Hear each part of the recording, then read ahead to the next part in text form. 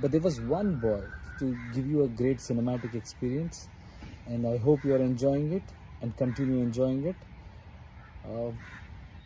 KGF chapter 2 की तरह संघर्ष 2 कलेक्शन कर सकती है। नमस्कार दोस्तों, मेरा नाम है सौरभ। आप देख रहे हैं सौरभ रावत यूट्यूब चैनल पे नए हैं तो सब्सक्राइब करके बेल आइकन अवश्य दबाएं भोजपुरी और खेसारी लाल यादव जी के बारे में जानने के लिए।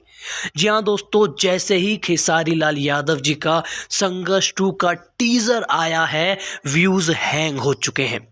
लाखों करोड़ों में व्यूज पहुंच चुके हैं और व्यूज हैंग हो चुके हैं। और भोजपुरी की ये पहली फिल्म का सिर्फ अभी टीजर है, जिसका टीजर ही इतना ब्लॉकबस्टर, इतना हिट हो गया हो, वो फिल्म कितनी बड़ी हिट होगी ये आप लोग सोच सकते हैं।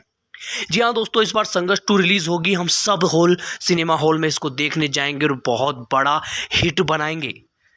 कमेंट करें।